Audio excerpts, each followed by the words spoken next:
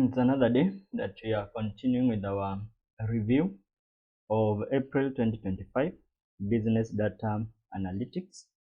And for today, we are reviewing question number 24. We are reviewing question number 24. Question number 24 was all about audit, though mainly it was testing your skills on formulas, whether you know how to apply the formulas. As far as auditing is concerned, the Excel formulas, that was the key thing that was supposed to be applied here, and those Excel concepts. So we'll read through, then we tackle it. And if you're yet to subscribe, kindly consider subscribing to this particular channel. So question number 24 reads, you are the audit senior at Quality Professional Consultants Limited. You have been furnished with the following sample extract from the books of XYM Limited to assist in determining the validity and accuracy of the data, as well as identify any fraud. Income statement for the year ended at 1st December 2020, 21 up to 24. So we have been given the components of income statement and the statement of financial position and their components. We have been given the purchase orders, the invoice data, and the payment data. So you are required to fill appropriately the details in the gross profit, net profit, and equity rows. Yeah, when you look at the gross profit, they have not given you the net profit and even the equity, and that one gives you 1 mark. Then undertake the following analysis of a trend in key financial components. So we shall start with the first one. As we move on.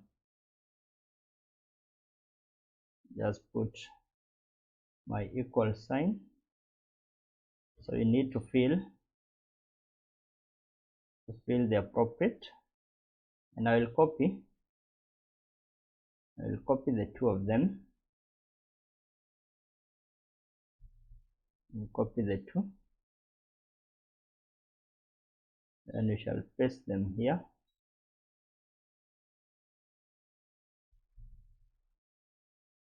Yeah, that way.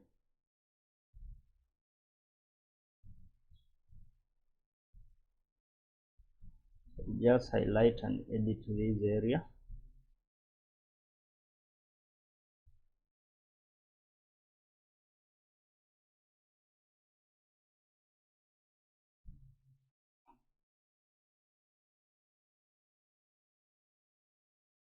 Okay, so they have different fonts. Whether they were using 14, let's see. Yeah. Okay, so either they were using 14, it's supposed to be times New Roman. Yeah, that way. We just use that. That one is okay. So the first thing we need to calculate the gross profit. Remember, I've been given the revenue and the cost of goods sold. So this one, you just take the revenue and you minus the cost of goods sold. Revenue minus the cost of goods sold, and you autofill that. And when you do that, you'll already have gotten your gross profit. The net profit, you'll take the gross and you minus the operating expense. Minus operating expense, and that way you will be able to get your net profit or loss. Others are losses there. Then here they've been given the non-current and current, so you have the total. Remember, these is this plus this. The two of them they are the ones that was getting that particular value. Then you have the current liability, non-current, total liability. So to get the total equity, so remember here you're supposed to have the total. You're supposed to have the total, and this total, they are supposed to be the same. Remember the total assets. Asset is equals to capital plus liability, so they are supposed to be the same. So that in this case, we shall check this. We minus the total liability. You just need to minus total liability. Remember this one, we shall put here top border. Yeah, that way, and I'll autofill this in order to get our equity value, and that one gives you 1 mark. That one gives you 1 mark for the first question, or for the first part.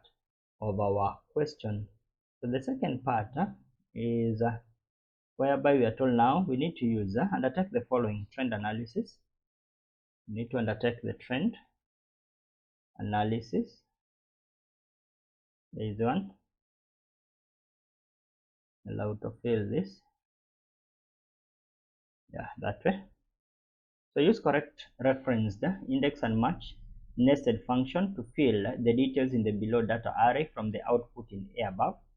So from this output, whatever we have gotten here, output in A, remember this was our A, so we shall copy here whatever we have been given, this one, and I will paste it here, that way, and I can include 2024, that way. So we need to fill in the revenue, the cost of goods sold, and the operating expense, and this one we are filling using the index and match.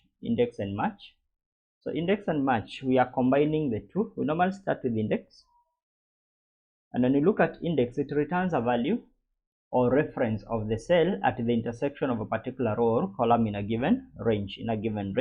So when I double click this, it will give me what? Index array or the row number. So we just need the array for the index, what we need to return, and for the revenue we need to return this. This was our revenue. This is what we need to return. That is our revenue that we need to return, that revenue, and we put a comma, we combine it with match. So for the match, it returns a relative position of an item in an array that matches a specified value in a specified order. So for the match, when you double click, it will look at the lookup value. So we need to look at this, the year. Match takes the year in this case. This is our lookup value, 2020, and lookup array, these years still. This is our lookup array that we need, lookup array. Remember they are in thousand still, lookup array, that way. And I will close the bracket and I will enter. Close the bracket and enter. Yeah, there is supposed to be two brackets. So yes, I'll accept that. And you'll find that it is picking that as our correct entry. And when you autofill, you'll find that it will pick all the values, that you are supposed to have there. And remember, these were supposed to be in thousand. Just needed to include this row of 1,000, that way. The same, you will repeat that one by one. Just start with index, and in this case we need to take what? The cost of goods, this value, and you need to match that. Still under the match, we take the year and the array for the year, this one,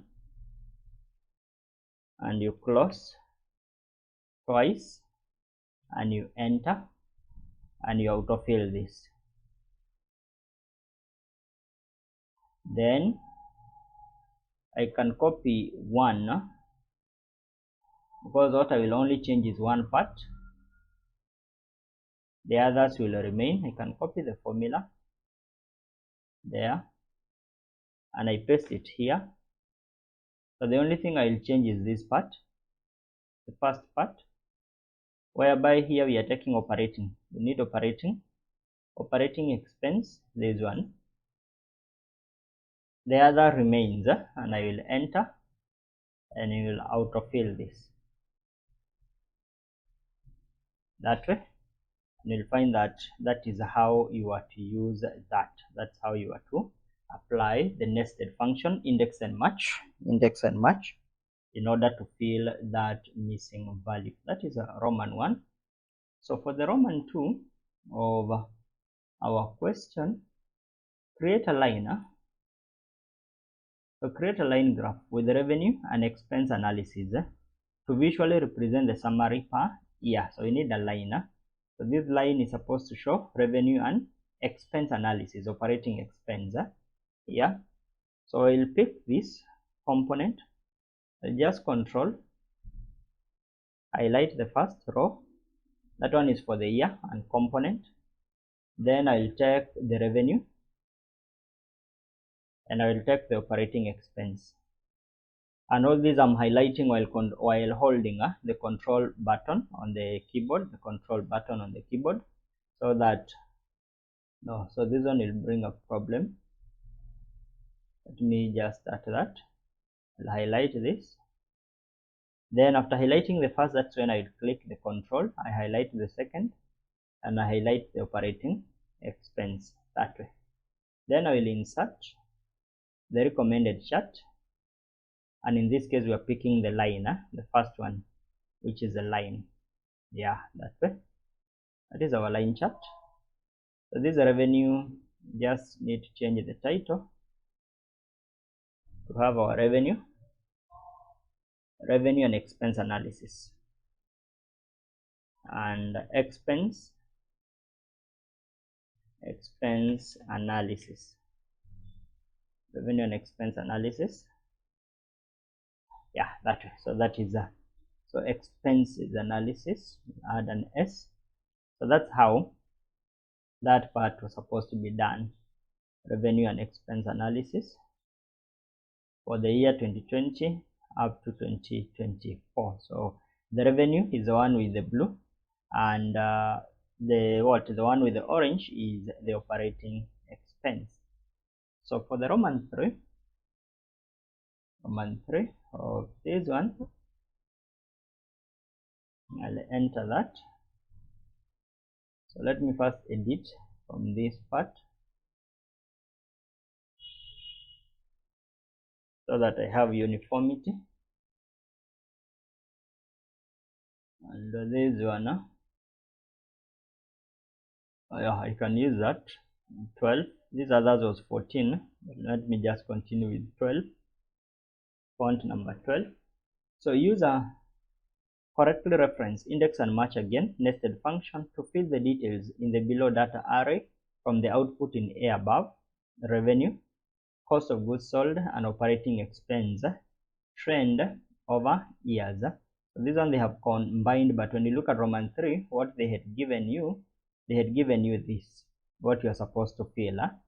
Yeah, this is what you're supposed to fill. So this is what I will copy. I will copy this here. I'll copy these, yeah, that way, and I'll just add 2024. Then if it was not there, for to have a complete, so we need total asset, and I will just put their shillings in thousand. They were in thousand, in thousand. So I shall have the total asset. So we start with index, and the array that we need is for the total asset, this one, total asset. You put a comma, you go to match. So for the match, we are taking the lookup is a year, and the lookup array, our years here, that way, and you close the bracket, two of them, and you enter, and you autofill this that way. So that is for the total asset, that we have. What I'll only do, I'll copy the formula,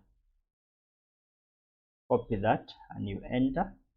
So when you come to the second, you will paste the formula. Yeah, paste the formula. The only thing you will change is this, the array, because the second one we did the total liability. So total liability is this value here. Just need to change that, and you'll get our total liabilities that way. And again, we shall just paste this, our formula, and we change this. We just need the equity. Equity is this one, and we enter, and we autofill that. Yeah, so that's how you are to deal with that, or to fill that particular table, with those values. So that is for Roman 3. When you go to Roman 4, Roman 4. So Roman 4, they need you to create a column chart to visualize a comparison of total assets and total liability. Just column chart to visualize. So again, we shall highlight the component, that is our year. I'll pick our total asset, and I'll pick our total liability. Remember, they are shillings in thousand. Yeah, and still you can pick directly, so that way. And you will insert, we need column, this one, cross that column for comparison, and we fix it here. So this is a comparison, total assets and total liability. Total assets, total asset, and total liability, and total liabilities.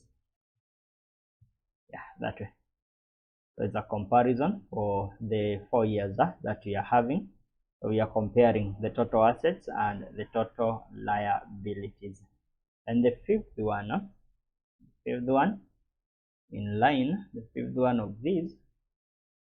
So the fifth one, so we don't have the fifth, but we have part C now. Part C. So part C, they are telling us, so you can see here again the what? The font size has changed. Just need to increase it to 12. So in this sheet, create a pivot table of the payment data to summarize the payment made over the years, showing the year and month breakdown. So you need to summarize in this sheet, create a pivot table of payment data. So you just need to highlight the payment data, what we have been given. So this is the payment data. So remember, we had the purchase order invoice. So payment data was this. So just highlight, and I'll go to insert pivot table, and in the existing worksheet, so the place that I will place my pivot is here. I'll place it here. I'll put OK. Then I will create. So what I need in my pivot chart, my pivot table, in this sheet, create a pivot table of payment data to summarize payment made over the years. So you need to summarize payment made over the years. So this is the payment data. Okay, so there's something that it has not captured. Let me see this.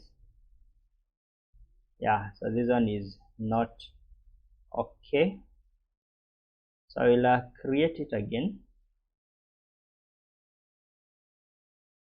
I will create it again. So I will highlight it again. My payment. In this case, I'll just pick from payment. Yeah, this one. So I'll insert our pivot table and fix it in this area and put OK. Yeah, this one now is okay, because we needed this area, because what we need data summarize the payments made over the years, showing the years and months. Yeah, years and months and amount paid. So what we need is a payment date, and for the payment date we just need to show the years and months. They don't need the quarter, so years and months, and the amount paid. So you can see the amount paid is coming on the wrong side.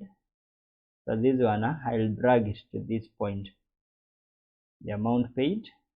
But for the amount paid, what we need, we don't need to count. Remember, this one is count, it is counting. We need the what? We need to have the value. So we shall have to come here and edit value field setting. So instead of count, we need the sum. We need to have the sum of that, and we put OK, and we'll get the sum of the amount that was paid that way. So this is our pivot. So the only thing we shall expand this. So you can find that in 2023 we had only June, but in 2024 we had May, June and July, the period that we did the payment. So this one, so here we did not have anything. Yeah, we did not have anything. That's why we are having a 0. So that was our pivot table for that. And part D, the last one for the first part, because we had two areas, part C, part D. So part D, they are telling us, so I think that one we are done in the, we have created that. So part D, create the percentage change for each component of the income statement year over year. So we need year over year, the percentage change for each component year after year, each component of the income statement. Remember we had calculated, we had copied this one. This is a component of the income statement here. We just need to copy this, what we had there, and I will paste it here that way. So what we need is the percentage change. Calculate the percentage change of each component.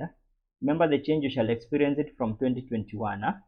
So 2020 we shall not have any change, any change, but 2021 and the other years we shall have a change. So what I will do, I'll just have this, I'll cut that, paste it here to create what I wanted to cut this, paste it on this, so that I create a row there. The same for this, I'll cut and paste it here, and the last one I'll do the same here. I'll cut this and paste it here. The reason I'm doing that, so that these blank areas I'll get the change. Remember, for the first one, 2020, we don't have a change. The change will be experienced in 2021, the percentage change.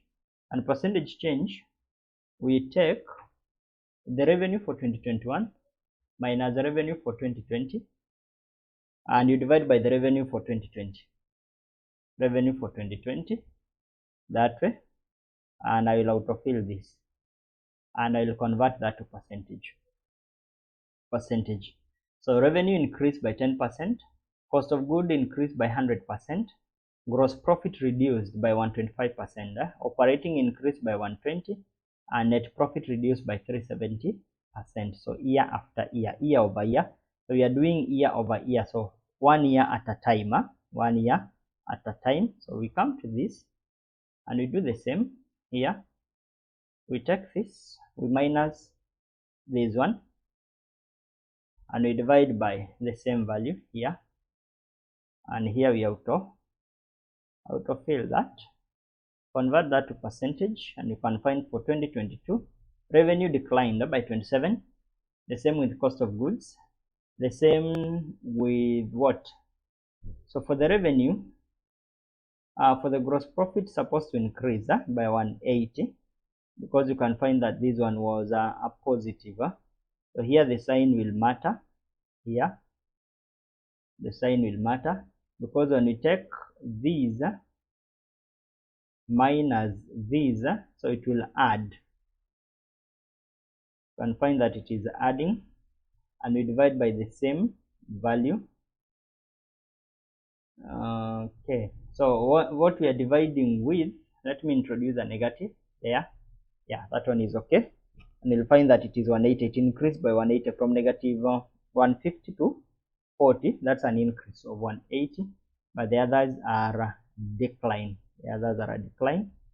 So when you come to 2023 here, we are taking this and we minus this for 2022, and we divide by 2022 that way, and we autofill this, and we convert this to percentage, and you can be able to see that particular change. And the last one will be this. You minus this and you divide by this, and you autofill this, and you convert that to percentage, and you'll find that if it is revenue, it only increased by 5%. The others, cost of goods sold at 110, gross profit reduced. Yeah, that is how that particular part was supposed to be calculated for year over year. Yeah, the percentage change. So this is percentage change, percentage change.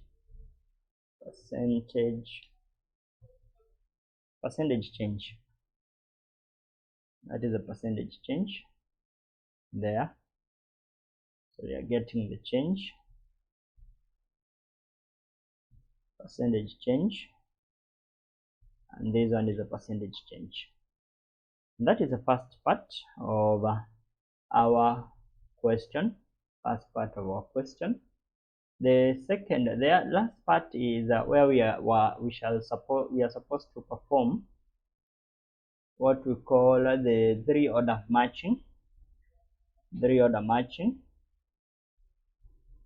And for part E, that is performing a three order matching. Remember, the first part was only having 10 marks. Yeah, it was only having 10 marks. So for the part 3, I will create a separate video of it, so that to avoid the video being long, so that people don't take a lot of time in one, so that you can be able to watch it within a shorter time and be able to comprehend. So part E will create a separator for the three order matching, a separate part 2 of this particular video, so that you can be able to follow for three order matching, because this question was as if it was divided into two parts. The first part of 10 marks and the other part for 10 marks, which was for the three order matching, whereby we shall be applying other formulas, whether is the VLOOKUP, what we shall apply in that particular question in order to get the three order matching. So that's all for this question. And continue. If you have not subscribed to this channel, kindly consider subscribing, so that you don't miss on the content that we keep on posting. So thank you for your time.